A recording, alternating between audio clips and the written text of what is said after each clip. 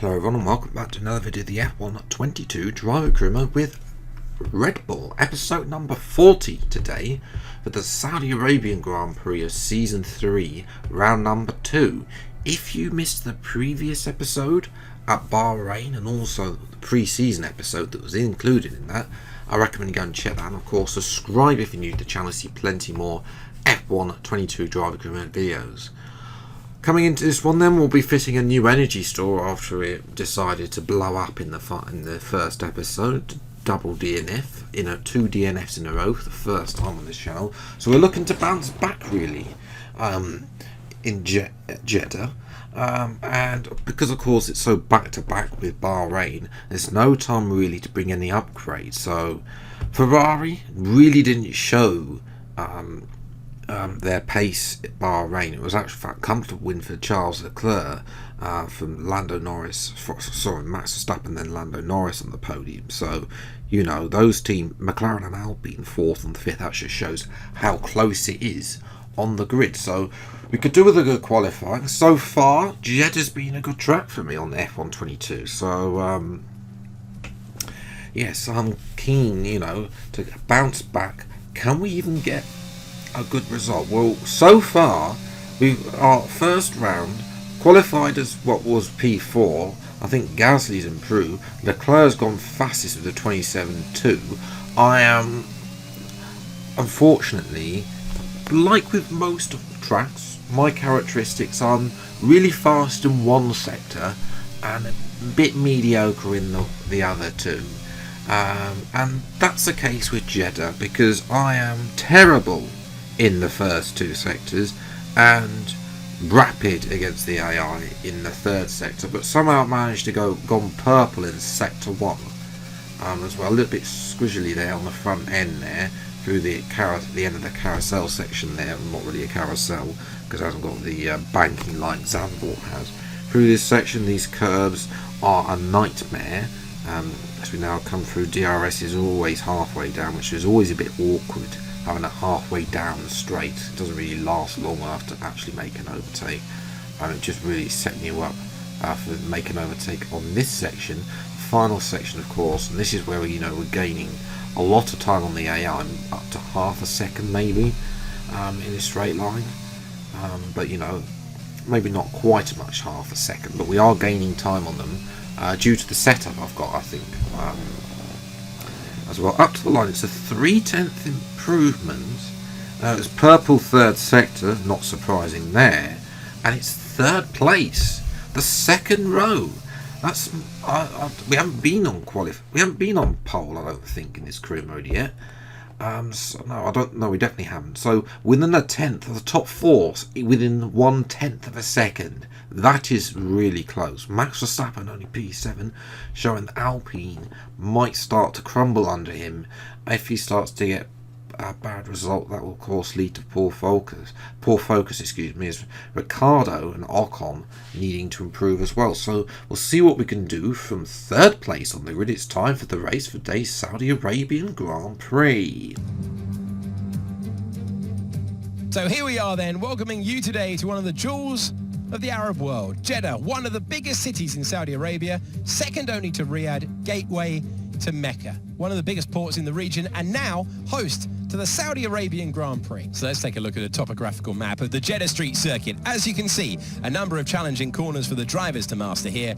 We'll see just how much the teams have benefited from their time spent in practice this weekend, and like many street circuits, this track has the potential to punish drivers that get it wrong. Let's hope we avoid any safety cars today. Off the back of a fantastic qualifying session, it's time to see how our starting grid looks like for today's race. Charles Leclerc lines up on pole position. A very happy Carlos Sainz will start second. Moving on to the rest of the grid, we have Phoenix, Gasly, George Russell and Verstappen, Magnussen, Hamilton, Vettel and Esteban Ocon, Ricciardo, Albon, Mick Schumacher and Tsunoda, Norris, Schwartzman, Valtteri Bottas and Guan Yu Zhou, Stroll and Nicholas Latifi. Which of these talented drivers will come out on top today? Anthony Davidson joins me once again in the commentary box, and it's fantastic to have you here with us today. But I'm curious, as a man with experience out on the track, how do you stop those pre-race nerves from becoming overwhelming when you're lining up on the grid? Well, I imagine they'll be starting to feel the adrenaline as they anticipate the rundown into turn one, a bit like preparing to go into battle. The unknown situation will bring nerves, but that's a good thing. It will keep them focused on the moment and on their surroundings as we build towards the start of the Grand Prix.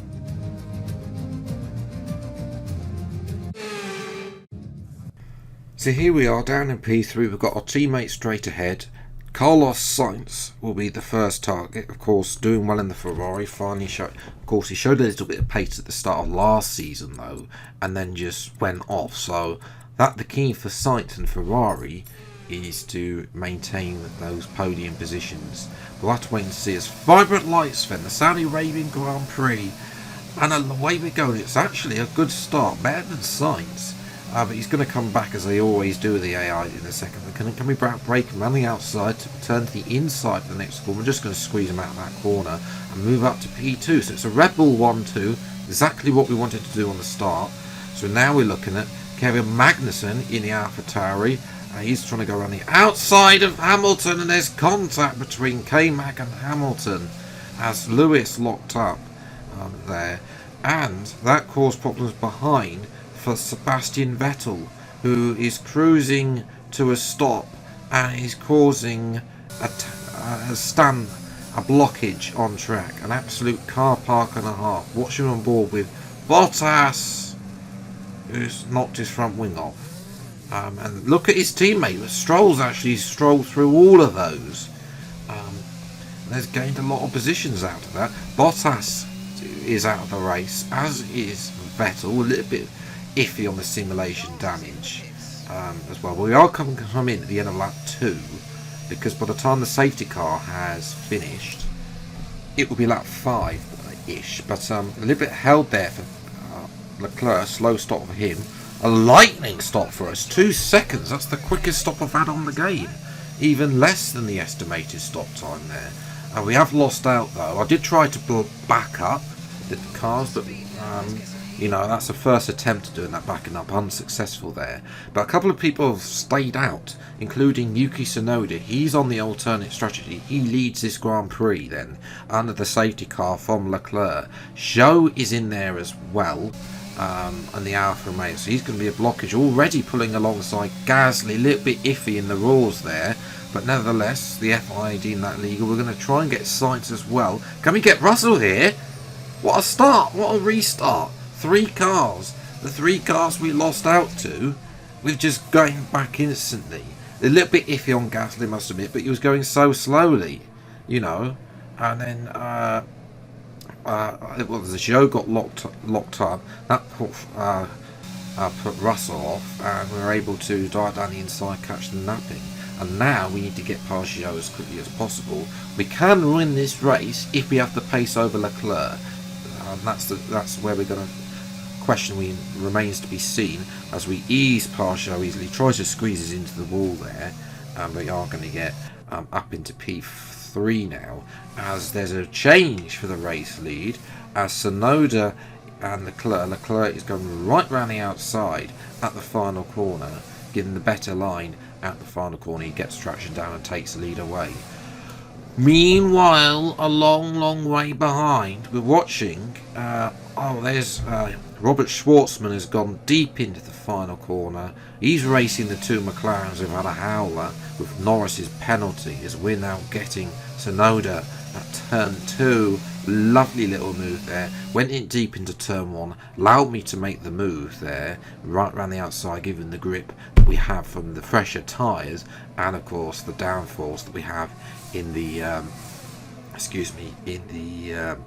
Red Bull. So we're watching Russell now. He's of course jumped Sainz in the pit, so that's annoyingly. Sainz is Zhou has a little bit of a squirrely back end, but a great move from Russell there, all the way right on the outside. We're catching Leclerc. We've got DRS, and of course in the final sector we have the pace advantage over the AI right round the outside. This is for the race lead. We've made the move. We take the lead away from Leclerc. There's nothing in the contract to say that I cannot do that. as well. And we take the lead away from Leclerc.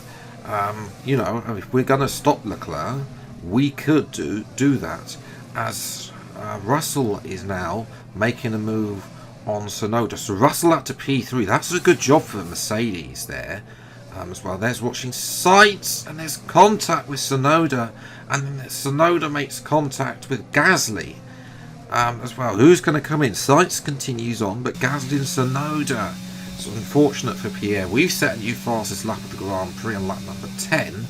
Unfortunately, that's then beaten by Max Verstappen. Verstappen, bit of a sleep, but Verstappen is on the move. Next up for him is Carlos Sainz. Ferrari had good qualifying pace, got Sainz on the front row, but now he's just falling away. This is sitting duck without DRS, and Verstappen is going to try and pass his former teammate. There's also a big battle for 8th place, as well as watching Latifi dive bomb his fellow Canadian Lance Stroll. This is for 10th place. We've got Norris, who's not really as falling asleep in that, at the back as well, trying to get in the action as well. Big battle there for the final points paying positions. And Verstappen, this time, surely he's going to get past Sainz, but Sainz keeps his footing. They're still going side by side, and Sainz then keeps his footing, keeps the position, but how much longer? Hamilton's closing in on these two, so Mercedes seem to have got a better car this year than what they had at the start of last season, and now Verstappen is through on Sainz. As watching Latifi versus Stroll again, Latifi round the outside, turns the inside, a lovely little move by the GOAT himself there to get up into the points for P10. That could be some crucial points for Haas. But what is crucial for us is that we've won this race. This is exactly the comeback we needed to kickstart this championship campaign.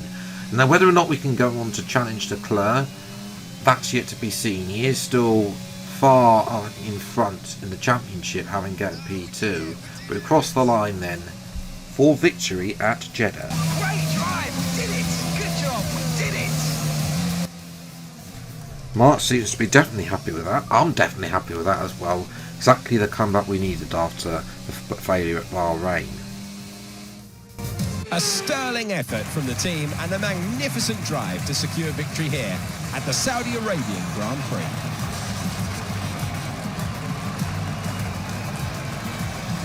So, Anthony, what made the difference out there today? I feel like consistency was probably the key today. There's being quick, and then there's being quick lap after lap after lap. If you can do that, you can capitalise on other people's errors without making many of your own. And that's an approach that can push you a long way up the field.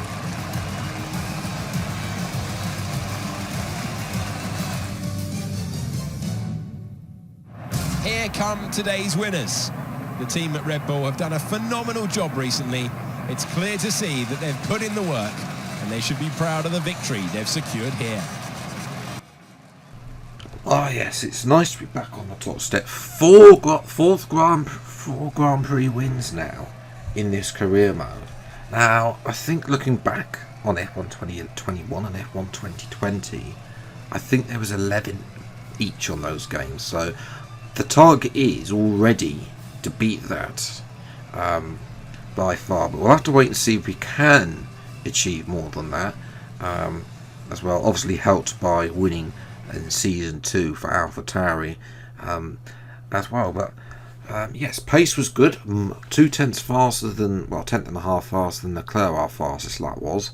He, at the moment, is the only person that really can challenge us. Verstappen had pace but had poor qualifying. Sainz actually pinched fastest lap away. So, you know, you've got the likes of Verstappen, Sainz, Norris with his grid penalty in the end just got stuck in traffic, and in actual fact Latifi and Haas get 5 points, which is crucial for them.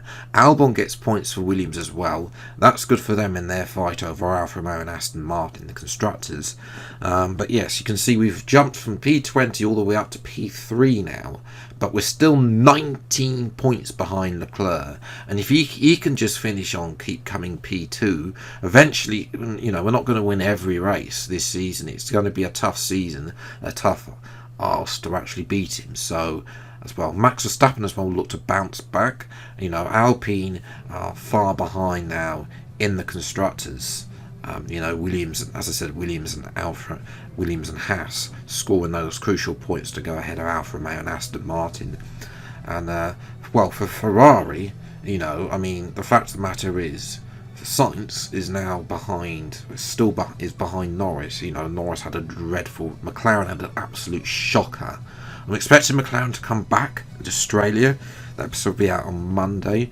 Australia isn't such a good track for me on the F1 game, although we have done okay on this new layout. So, you know, we'll have to wait and see.